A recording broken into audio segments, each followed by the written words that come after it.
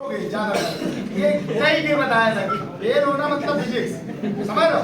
तो मैथ में तो लोग लगाते भी मैथ आती भी, पेपर में भी सरल आती है, तुम्हें भी आती है, इंग्लिश में भी नंबर अच्छे आ रहे थे। लेकिन वही बात नहीं थी फिजिक्स में होगी, पढ़ाओ पूरे साल लेकिन ये पता चलता को 6 क्वेश्चन ना समझ में आए, उसी चैप्टर से आ रहे पता भी नहीं चल रहा कि क्या है। न्यूमेरिकल पढ़ा दो तो कोई लड़का की सच्ची न्यूमेरिकल आते ही नहीं है, पढ़ा मुंह बनाने लगेगा, 3 दिन न्यूमेरिकल कराओ सर अगला चैप्टर कब से है?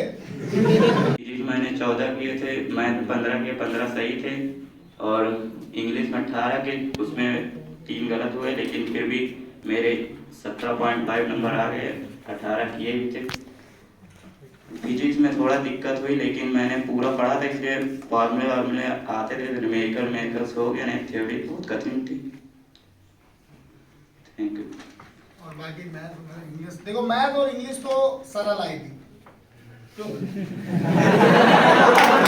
और टाइम भी बहुत कम ही था, इसलिए मैंने जो सभी सरों ने लिखाया था वही पढ़ा था, रिवीजन किया था और टेक्स्ट बुक में अपनी टाइमिंग सेट करने के लिए टेस्ट भी लगातार दिए थे। उससे भी बहुत क्वेश्चन फंसते हैं, इसलिए मैंने उस पर फोकस किया और जितना लिखा था उतना तो मैंने पढ़ा, जो छूटा था उसे मैंने छोड़ भी दिया, जो पूरा था उसे पहले कवर किया और पेपर मैंने अटेम्प्ट भी उसी हिसाब से किए थे जो सही भी हुए सब। परसों या नरसों क्लास ली थी, कुछ लोग ऑनलाइन थे ना दीक्षित, उसमें सीरियन यादव उन्होंने क्या कमेंट किया था कि सभी लोग बेटा पढ़ो, मैं इस समय गोवा में हूँ, कोस्ट गार्ड का पेपर देके क्वालिफाई करके हुआ। पुराने लड़के अभी भी बात करते हैं किसी से सजेशन लोगे आप चाहे यहाँ पढ़े और चाहे काकादेव में, मतलब एक लड़का यहाँ से पढ़ के सिलेक्ट हुआ, एक काकादेव से पढ़ के सिलेक्ट हुआ, दोनों रूम पार्टनर, मतलब नेवी की ट्रेनिंग में दोनों पहुंचे। उन्होंने कहा भैया कहाँ से पढ़े हो? कहीं कानपुर में तैयारी किए थे। वो कहते अच्छा, कहते फिर कहाँ पढ़े? कहते वरुण सर के, वो तो हम भी पढ़ते थे।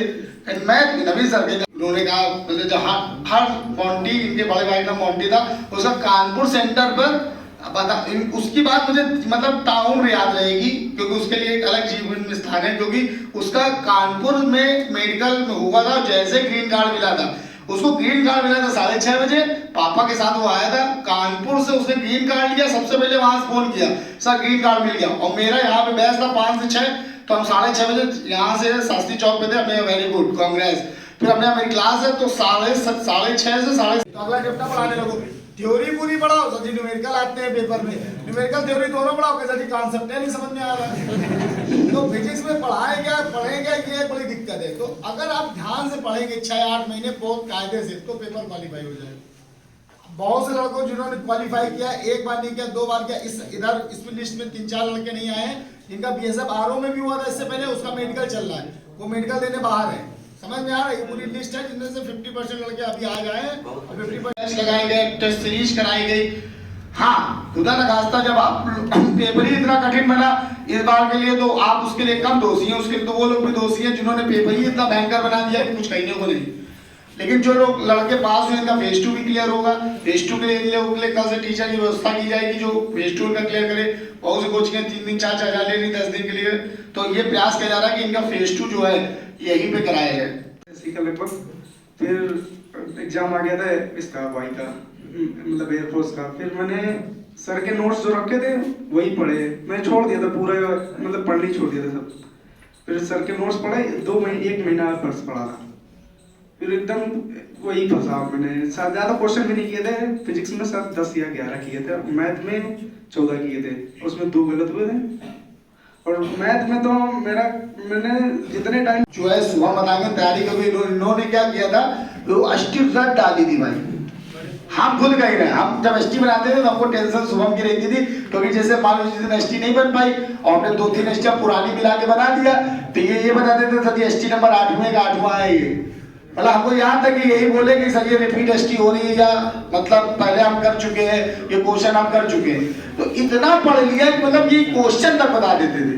तो उसके बाद पेपर जब होता है तो 8, 9, 10 नंबर कंफर्म सही होता है, सही है, एक्यूरेसी परसेंटेज मिलकर के इनके नंबर 12 हो गए, 11.73, और मैथ में 14.26 और आपका इंग्लिश में 14.93।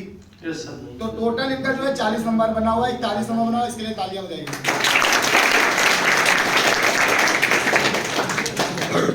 और मैथ में जो सर पहले मैंने 2021 में आया था, जो 2022 में जो मैथ की एसटी किया करता था उन्हीं को रिवाइज किया और उन्हीं के अंदर जो टॉपिक क्वेश्चन जो फार्मूला करते थे इन्हीं को रिवाइज करता।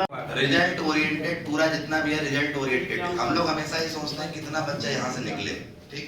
अभी आप देखो कितना अच्छा रिजल्ट गया, मतलब इतना सब कुछ हार्ड होने के बाद भी रिजल्ट अच्छा गया आपके यहाँ से, ठीक। कई बच्चों को तो हमने देखा इंग्लिश में 20 में 20 नंबर आए, ठीक। और जितना आसान लगता है उतना आसान पेपर आया नहीं है, चाहे वो इंग्लिश हो चाहे मैथ हो फिजिक्स तो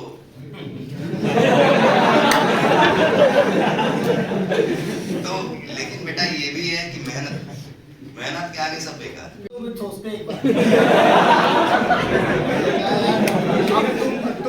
तुम्हारा दर्द हम समझ रहे हैं।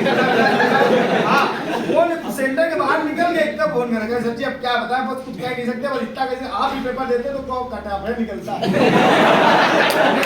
अजीब हो यार, छूट दे देगा इतना नतीजा कि कुछ भी बोल हमें तो कुछ पता नहीं रहा है। हाँ, एक लगे तो फोन करता है सर जी एसटी बैच कब लगाओगे, हमने बिल्कुल तुरंत लगा रहे एक दिन हफ्ते बाद से कि ना अच्छा ये वो बहुत दफा कहता है सिलेक्ट हो जाएंगे तब पैसे देंगे। भरोसा नहीं, सिलेक्ट हो जाएंगे तब पैसे देंगे। अगर पास होना है फिजिक्स में तो समझो बाकी दो लोगों से मेरिट बन जाएगी। हमको केवल पास है कर लो ये बहुत है, हमको केवल क्रॉस कर लो ये बहुत है, ये तो मेरिट उठाने के लिए हैं ये दोनों लोग, है ना। अब फिजिक्स में केवल क्रॉस कर गए आप कट ऑफ तो आप सिलेक्ट हो जाएंगे, ठीक है।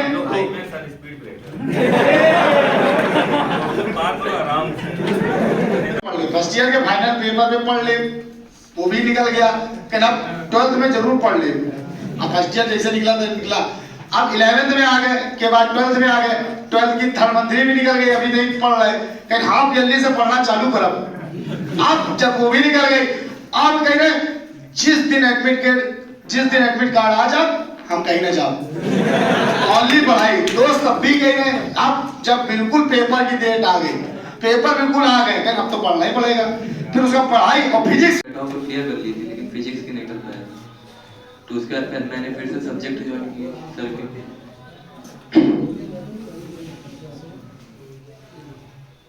उसके बाद मैंने इस बार फिजिक्स में 16 क्वेश्चन किए थे जिनमें मेरी 12 नंबर आए, और इंग्लिश में मैंने 20 क्वेश्चन किए थे जिनमें से लास्ट कट ऑफ नॉर्मलाइजेशन के बाद 18 नंबर बनी हुई थी, और मैथ में 2 करे थे।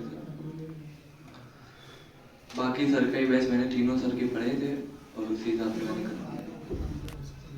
पेपर में फिजिक्स में तो सर 8 क्वेश्चन ऐसे मिल गए थे, नोट्स से ही मिल गए थे। शिवम सिंह जो अपने आप टेस्ट में भी हमेशा पास होते थे, शिवम सिंह इनके मार्क्स 43 है, तालियां बजाइए सभी लोग। मैथ में 17 है और फिजिक्स में 9 नंबर है और इंग्लिश में भी 17 है, समझ गए। और इनका जो शिफ्ट है, इनका नॉर्मलाइजेशन वाला शिफ्ट है जिसमें बहुत ज्यादा इसमें नॉर्मलाइजेशन में हमारे 3 नंबर बढ़ गए थे। ऐसे ही मेरे साथ मैथ में भी हुआ और इंग्लिश में भी सेम यही हुआ।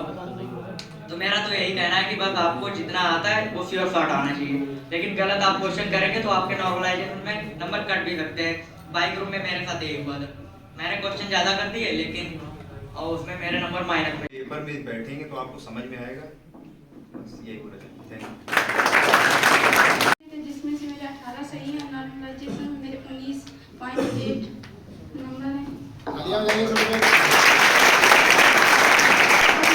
मैंने फिजिक्स की कोचिंग ज्वाइन नहीं की थी और उसमें थोड़े ज़्यादा अटेंड कर लिए थे, इसलिए उसमें नंबर 6 है, इसलिए यस ग्रुप में नहीं हुआ, बाई में हुआ।